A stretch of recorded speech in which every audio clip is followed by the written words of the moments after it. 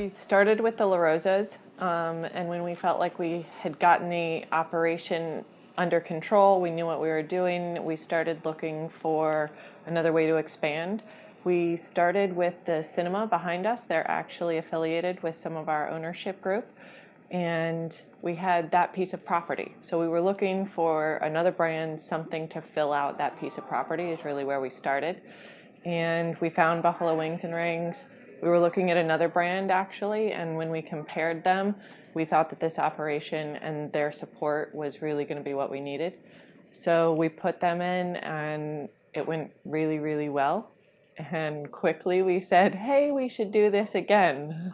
So we bought the rights to do 3 more Buffalo Wings and Rings, and the group just sort of comes together, and if everything's going well, we say, hey, does everybody want to keep your money in and keep going? And so far they said yes. So that's sort of where we've gone with that.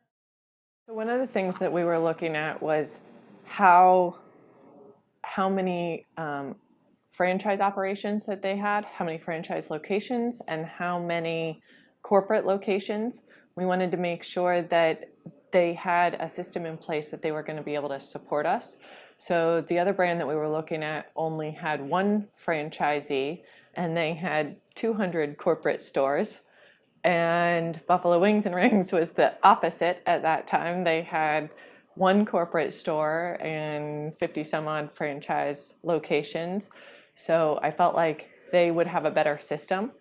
And then we went to a discovery day with both brands, and we did that. But then I went in and I spent a day at each location watching the operation with the general manager, with an owner that was willing to go through the entire operation and talk to me about their experience and the tools that they had, and if they felt like they were getting the support that they needed. And it was really after that day at each location that everybody said, well, you're the operator, you're going to be running it, what do you want to do? And I, by far, wanted to go with Buffalo Wings and Rings. I like the way that they find the best of the best to help support. They don't take everything in-house, which overburdens them. They go find different systems that will help support them. And I think that has really been successful. We did well right off the bat. We made money, and we felt like we had enough. It was number 2, so there was a little bit of getting the system down. It took us about a year to really say, okay, we've organized going from 1 to 2. How do we have some of our systems in place? That kind of thing. Then we ironed out a little bit more, but we could see right away that we were going to be able to get it under control. We were going to be able to operate it successfully. And once we felt successful with that, and we said, hey, we've got a full year under our belts, we know that we're going to make the kind of return that we thought we were going to make, then we said, okay, everybody's willing to let their money ride and continue to grow. So from there, it was try to find a location that everybody was happy with.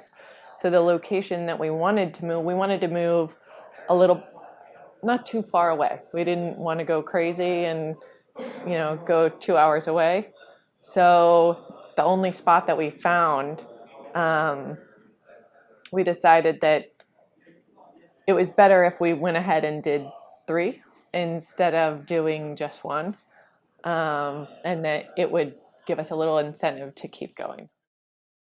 One of the biggest reasons that I wanted to continue to grow, I wanted a passive income stream, so that eventually I could stop working and still have that income coming in.